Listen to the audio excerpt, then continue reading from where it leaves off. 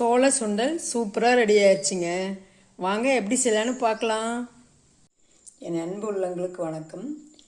நான் சோள சுண்டல் செய்யலான்னு இருக்கிறேங்க. அதுக்கு சோளத்தை ஒரு 6-7 மணி நேரம் நல்லா ஊற வச்சுக்கணுங்க. இது நல்லா கழுவிட்டு ஒரு 2-3 டைம் கழுவிட்டு ஒரு 6-7 மணி நேரம் ஊற வைக்கணும். இப்போ நான் நைட்டு ஊற வைக்கிறேன். நாளைக்கு காலையில் எடுத்து நம்ம அதை வேக வச்சு சுண்டலாக செய்ய போகிறோம். இப்போ கழுவிட்டு ஊற வச்சிடலாங்க. நல்லா ஊறட்டுங்க, காலையில் பார்க்கலாம். நல்லா சோளம் ஓவர் நைட் அப்படியே ஃபுல்லாக ஊறிடுச்சுங்க. இப்போ இதுக்கு நல்லா தண்ணி முழுகிற அளவு நீங்கள் 1 மடங்கு சோளம் எடுத்தீங்கன்னா ஒரு 4 மடங்கு தண்ணி ஊற்றுங்க. 4 மடங்கு தண்ணி ஊற்றிங்கன்னா சரியாக இருக்கும். நான் ஒரு சின்ன டம்ளரில் ஒரு டம்ளர் எடுத்தேன். அப்போ 4 டம்ளர் தண்ணி ஊற்றி வச்சுருக்கிறேங்க. தண்ணி நம்மளோட இஷ்டம்தான். அது நம்ம வெந்ததுக்கப்புறம் வடிச்சிக்கலாம், ஒன்றும் தப்பு இல்லை. அதிகமாகவே இழுக்குங்க. அதனால் இதுக்கு 8லிருந்து ஒரு 10 விசில் விடலாங்க. இதுக்கு தேவையான அளவு உப்பும் இதுலேயே போட்டுக்கலாம். வேறு எதுவும் போட தேவையில்லை.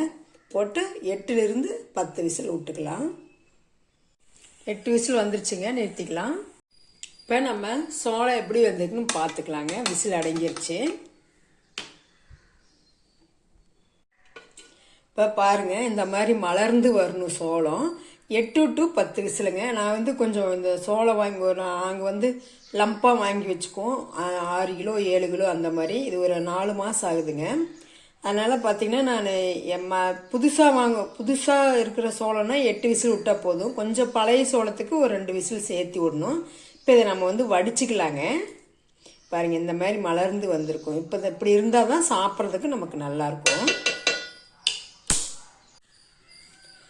ஒரு 2 நிமிஷம் வடிய வெட்டலாங்க. அதுக்கப்புறம் தாளிக்கலாம். நம்ம தண்ணி ஃபுல்லாக வடிட்டுங்க. இப்போ சோளத்தில் இருக்கிற தண்ணியெல்லாம் நல்லா வடிஞ்சிச்சுங்க. இப்போ அந்த தண்ணியை வேஸ்ட்டாக கொட்டிடாதீங்க. இந்த தண்ணி ஆறுனதுக்கப்புறம் செடியில் ஊற்றுங்க. செடி சூப்பராக வளரும். இப்போ நம்ம சோளத்தை நம்ம தாளிச்சிடலாங்க. அதுக்கு ஒரு 2 ஸ்பூன் கடலெண்ணெய் ஊற்றிக்கிட்டுங்க. நீங்கள் எந்த எண்ணெய் யூஸ் பண்ணுவீங்களோ அது போட்டுக்கோங்க. எண்ணெய் காஞ்சதும் உளுத்தம்பருப்பு கொஞ்சம் கடலைப்பருப்பு போட்டுக்கலாங்க. உளுத்தம்பருப்பு கடலைப்பருப்பு நல்லா பொரிஞ்சு வந்துருச்சுங்க. இப்போ கடுகு போட்டுக்கலாங்க. கடுகு போட்டு நான் எப்பவுமே சுண்டல், எந்த சுண்டல் செஞ்சாலுமே கொஞ்சம் 4 சோம்பு போடுவேங்க.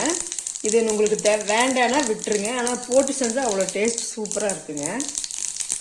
கருவேப்பிலை, மிளகாய். இப்போ நீங்கள் இந்த இடத்துல பச்சை மிளகாய் உங்களுக்கு வேணும், தேவைப்படுது, நீங்கள் போட்டு எங்களுக்கு பிடிக்கும் அப்படின்னா பச்சை மிளகாவும் போட்டுக்கோங்க. அதாவது பச்சை மிளகாவும் பிடிக்காது, வரமிளகாவும் பிடிக்காது அப்படின்னா மிளகுத்தூள் போட்டுக்கோங்க. இது சின்னவங்கள்லேருந்து பெரியவங்க வரல எல்லாருமே சாப்பிட்லாங்க. நல்லா வதக்கி விட்டுக்கலாங்க. நான் வெங்காயத்தை சாப்பரில் நறுக்கினேன். அதனால் ரொம்ப குட்டி குட்டியாக இருக்குது. இப்போ நம்ம லைட்டாக மஞ்சள் தூள் போட்டுக்கலாங்க. நீ போட்டு நல்லா வதக்கிக்கலாம். வெங்காயம்லாம் நல்லா வதங்கிடுச்சுங்க. இப்போ நம்ம கொஞ்சமாக தேங்காய் துருவல் போட்டுக்கலாங்க.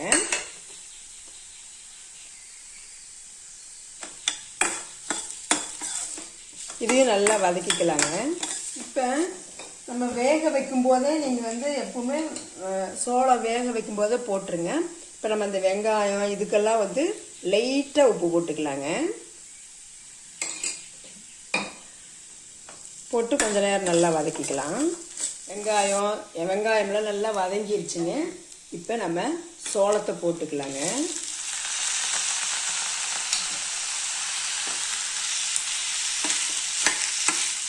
சோளத்தை போட்டு நல்லா வதக்கலாங்க. சோளம் பார்த்தீங்கன்னா நான் 10 விசில் விட்டுட்டேங்க. நீங்கள் எக்ஸாக்டாக 8 விசில் விடுங்க.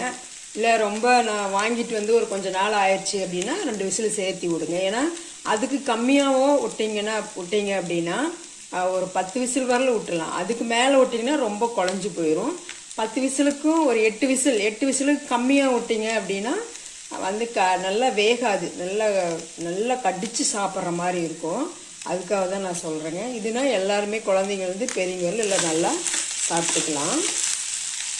அதுக்காக தான் இந்த வேக வைக்கிறதே ஒரு 2-3 டைம் சொல்கிறேங்க. இப்போ நம்ம சுண்டல் வந்து நல்லா வதங்கிருச்சுங்க.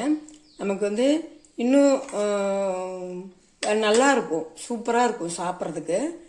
இது கூட நீங்கள் வெஜிடபிள் ஆட் பண்ணணுன்னா கேரட் போட்டுக்கங்க. நீங்கள் வெங்காயமெல்லாம் போட்டு வதக்குங்க இல்லையா, அந்த இடத்துல வெங்காயமெல்லாம் போட்டு வதக்கும் போது நீங்கள் கேரட்டை போட்டு நல்லா வதக்கிட்டு கூட நீங்கள் இதில் சேர்த்திக்கலாம். 8 விசிலுக்கு கம்மியாக விட்டுறாதீங்க. 8 விசிலுக்கு மேலே 10 விசில் வரல விடலாம், அதுக்கு மேலே விட்டுறாதீங்க, குழஞ்சி போயிடும். 8 விசிலுக்கு கம்மியாக விட்டுற வேண்டாம். ஏன்னா நான் விசில் பற்றி ஏன் சொல்கிறேன்னா, அது கம்மியாக ஓட்டினாலே வேகாது, அதுக்கு மேலே போனாலும் குழஞ்சி போயிடும். அதுக்காக தான் சொல்கிறேன். வைக்கும்போது உப்பு போட்டுக்குங்க. அப்படியும் இல்லை நீங்கள் தாளிக்கும் போது சாப்பிட்டு பாருங்கள், அப்படி பத்தலை அப்படின்னா திரும்ப நீங்கள் தூள் உப்பு கொஞ்சமாக போட்டு கிளறிக்கோங்க, சூப்பராக இருக்கும்.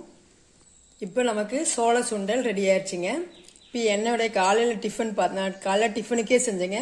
நான் சொன்ன அளவுப்படி நீங்கள் போட்டு செஞ்சீங்கன்னா 2 பேர் சாப்பிட்லாங்க தாராளமாக. இதுக்கு வந்து பார்த்தீங்கன்னா நான் வந்து ஒரு 6-5 பேர்ச்சம்பழம் எடுத்து வச்சுருக்கிறேங்க, ஒரு வாழைப்பழம், சோள சுண்டல், அவ்வளோதாங்க நம்மளுடைய காலை உணவு சாப்பாடு முடிச்சாச்சு. இந்த மாதிரி நம்ம வந்து குழந்தைங்களுக்கு கொடுக்குறப்பவும் நம்மளை பெரியவங்க சாப்பிட்டாலும் உடம்புக்கு ரொம்ப ரொம்ப நல்லதுங்க. நம்ம சிறுதானியத்தை பற்றி உங்களுக்கு சொல்லவே தேவையில்லை, நல்லாவே தெரியும். நல்லா உடம்பெல்லாம் மேலே குழந்தைங்கள்லேருந்தே நீங்கள் கொடுத்தீங்கன்னா குழந்தைங்களாம் அப்படியே வளர வளர கொழுன்னு வருவாங்க, நல்லா ஃபேட்டாக நல்ல ஆரோக்கியமான குழந்தைங்களாக வருவாங்க. நீங்கள் சின்ன வயசுலேருந்தே ஃபஸ்ட்டு குழந்தைங்களுக்கு கொடுத்து பழக்குங்க. வாரத்தில் 1 நாள் அல்லது 2 நாள் தாராளமாக கொடுக்கலாம், ரொம்ப நல்லாயிருக்கும். இது நீங்கள் செஞ்சு பார்த்துட்டு எப்படி இருக்குதுன்னு கமெண்ட் பண்ணுங்கள், லைக் பண்ணுங்கள், ஷேர் பண்ணுங்கள், சப்ஸ்கிரைப் பண்ணுங்கள்.